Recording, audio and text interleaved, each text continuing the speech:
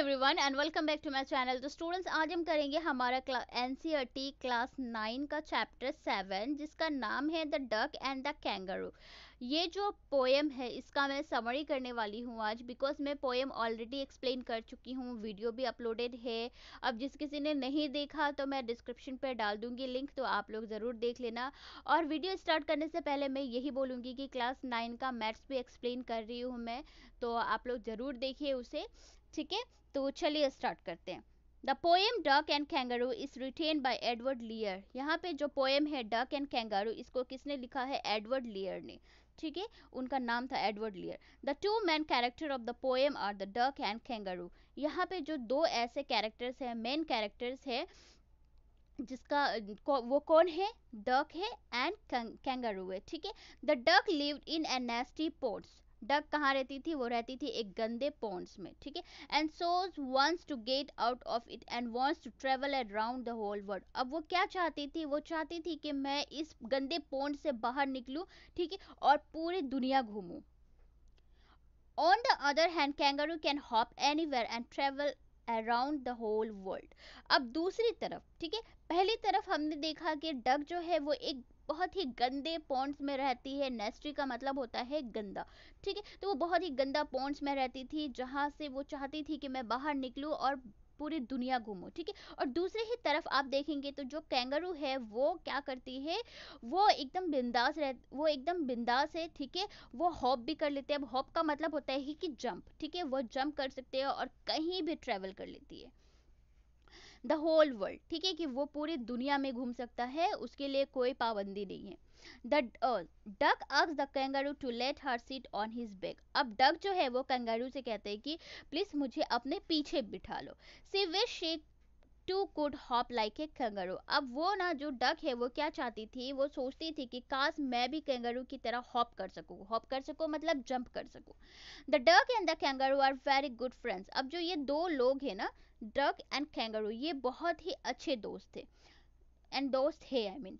Duck promises that he would sit quietly, ठीक है, on the kangaroo's back, not saying anything apart from a quack the whole day.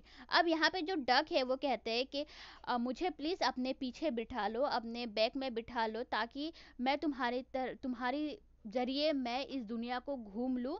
And मैं promise करती हूँ कि मैं सारे दिन कुछ नहीं बोलूँगी, बस मेरे मुंह से अगर कुछ निकलेगा तो वो सिर्फ है क्वैक, बिकॉज वो क्वैक के सिवा तो और कुछ नहीं बोलेगी, वो ये कह रही है। ठीक है, तो प्लीज़ मुझे बाहर ले चलो, मुझे घुमा ले आओ। वो होल वर्ल्ड घूमना चाहती थी, तो वो कंगारू से ये बात कहती है। The duck listed the place they would visit as D and G बोली। अब जो डक है वो बहुत चालू है, वो उसने क्या किया, कुछ जगहों के नाम भी बता दिए। वो कहती है कि मुझे ना डी एंड जी बोली में जाना है। डी एंड जी बोली वो जस्ट एक नाम है, ऐसा कोई प्लेस नहीं है वर्ल्ड में। तो ये जस्ट एक इमेजिनेशन है, जस्ट एक हमें बताया जा रहा है एक एग्जाम्पल के तौर पे कि अगर वो लोग घूमने जाएंगे तो ऐसे ऐसे जगह पे जाएंगे। ठीक है, and over the land and over the sea, और लैंड के ऊपर से भी जाएंगे एंड सी के ऊपर से भी जाएंगे। वो ये कह रही है, कौन कह रही है? Duck. But kangaroo has one objection, that the duck's feet are unpleasantly wet and cold and would probably give him the rheumatiz.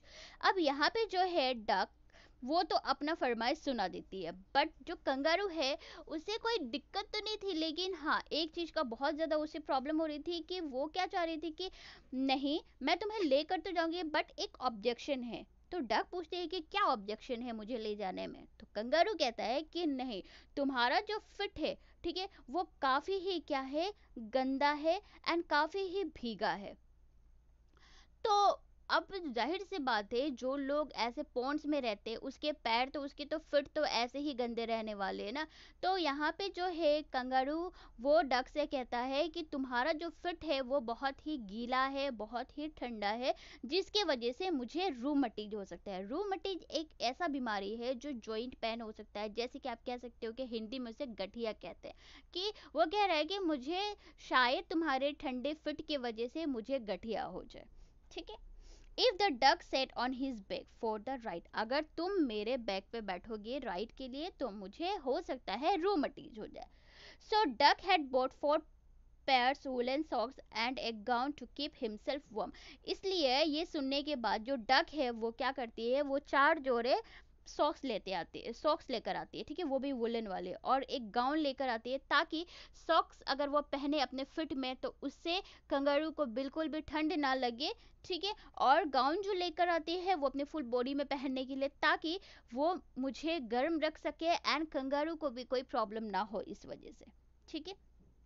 उसके बाद क्या है, the kangaroo agrees to give him a ride to the duck. और ये होने के बाद जो कंगारू रेडी हो जाता है कि ठीक है मैं तुम्हें राइड के लिए ले चलूंगा।